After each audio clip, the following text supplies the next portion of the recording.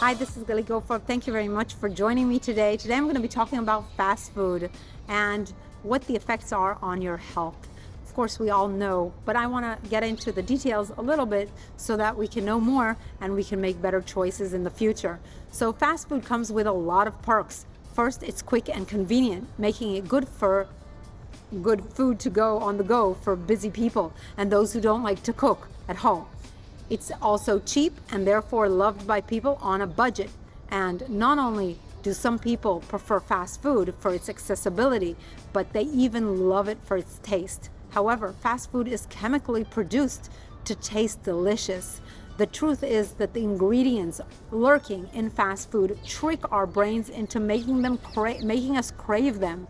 And worse, the same ingredients are wreaking havoc on our body, increasing our risk for various diseases and health issues. So let's cover some of the destructive components and additives in many fast foods favorites and the side effects on our health. So number one is salt. One of the main reasons of hypertension or high blood pressure is too much salt in the diet. When you consume excessive salt, your body needs to hold excess water to remove the salt from your body. The added hydration in the body stresses the heart and the blood vessels, causing blood pressure to rise. Now, fast foods are notoriously high in salt. Fast food restaurants are not just adding salt to your French fries and potato wedges before serving them to you, but manufacturers of these foods have already added the salt into the batter and the meats and so on, as salt makes the food more tasty. Now, unfortunately, salt is also very highly addictive, making us crave it even when our body doesn't need it. Now, weaning yourself from salt cravings usually only takes about 3 days of going without any fast foods and without adding extra salt to your foods. After 3 days, your body will be readjusted to lower levels of salt, putting you immediately at lower risk for high blood pressure, and also lowering your risk for heart disease, kidney stones, and stroke. Number two, we all know fast foods have lots of sugar. So sodas, milkshakes, frappuccinos, smoothies, and other artificially sweetened beverages, as well as cookies, cakes, ice creams, they're loaded with sugar. And regularly consuming excess sugar can lead to health conditions and disorders such as obesity, metabolic syndrome, inflammatory diseases, compulsive overeating, and other eating disorders, diabetes. These are just to name a few. Excess sugar consumption can also increase your risk for heart disease and obesity, a risk factor for many other health conditions. In a study on the impact of sugar-rich fast foods and sugar-sweetened beverages, researchers found that high consumption was associated with higher allostatic load, which is the wear and tear of the burden of constant stress on our body. Also, artificial ingredients are added to fast foods. The highly processed fast foods, especially those in fast food restaurants, contain many artificial ingredients and unnatural substances, and these include preservatives, flavorings, colorings, and many more. Sweeteners, artificial sweeteners. These foods are primarily chemical-based substances instead of being food-based substances. Many artificial food additives used to produce fast foods have been associated with a higher risk of cancer, digestive disorders, nervous disorders, and respiratory problems, as well as immune issues. The chemicals in artificial foods and flavorings and colorings have also been linked to allergic reactions, skin problems, and food hypersensitivities.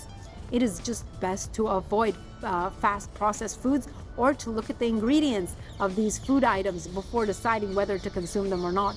The foods are best avoided if they are filled with ingredients that you do not understand or many E numbers or those that you cannot pronounce. Also, let's talk about trans fats. Trans fats are found in processed foods that have partially hydrogenated vegetable oils like margarine. They're found in baked goods and deep fried foods, found in most restaurants. Now, these trans fats also are naturally present in meat and milk products.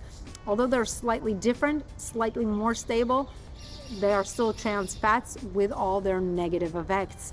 The bacteria in the cattle produce trans fats as well. Now, trans fats, what do?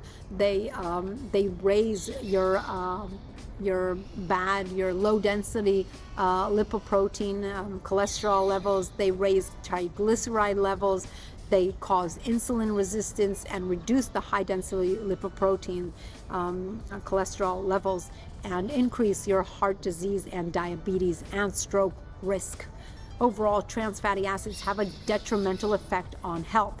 Fast food has been identified as one of the significant contributors to trans fatty acid intake.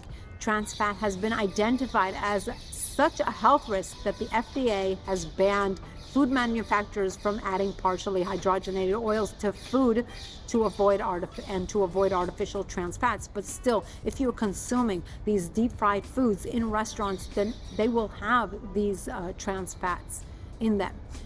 And also the trans fats will still lurk in foods like cakes, pastries, cookies, frozen pizza, and fast foods. Fried foods like burgers, fried chicken, donuts, French fries, battered meats are likely to contain high levels of trans fats. So what can you do about it? You want to prepare your own foods. Now, don't leave me right here, because I know that many people are busy, and that's why you turn to fast foods in the first place. But there can be healthy fast food options. Fast foods are best avoided. But you can make your own fast foods. You can cook a weekly supply of whole grains, such as rice, brown pasta, buckwheat, and other grains. And you can also cook a weekly supply, or you can even do it once a month. I personally prefer to do it once a month, and I have a big freezer, and I fry them, and I I put them in bags, BPA-free bags, of course, and I reuse the bags. And these bags are also sustainable. They actually degrade by themselves after a few times. So what I do is you can cook a supply of these grains or beans or legumes once a month, once a week, once every 2 weeks, and put them in your freezer in bags that are made to portions for your family. If you have many people in your family, then you want a bigger supply. And if you're a small family or just you put them in a smaller bag. And just make sure that your bags are, of course, BPA free. Also, you can go to the supermarket and buy frozen beans that are already cooked, and frozen lentils, and these will take actually 3 minutes to cook. You just, after you've unfrozen, you just take them out of the freezer, you pour them on a pan, whatever you froze and whatever you bought as frozen from the supermarket, you just put it on a pan, add a little bit of water, and of course add spices and garlic for flavoring. And then in about 3 minutes, after a little bit of water starts boiling, then you have a fast meal that's ready to be eaten. And it's also healthy, and it's also tasty, and it's also fresh. Then also you wanna make sure that you're combining the whole grain with the legume to make your meal more filling for longer, and just add the natural spices to make every meal tasty and fast. I'll give you a few examples. You can have brown rice with green lentils, also whole grain pasta with red beans or even peas, buckwheat with orange lentils, and whole grain spaghetti with the white beans or peas as well. These are excellent fast food options. Now, all you need to do is then add a few vegetables on the side. Now, you don't need to start cutting a salad. You can even eat the vegetables whole. You can give your children a few vegetables like a cucumber, a pepper, a few cherry tomatoes, a carrot, every time something else, or a few options, and then you have a perfect meal full of nutrition. Also, lettuce is great. Perfect meal for you and your family to eat fast, and you don't need to think about it for too long. So I hope you found this video helpful. I must say that also these foods are within everyone's budget, because whole grains are cheap, beans are cheap, especially if you buy them in bulk.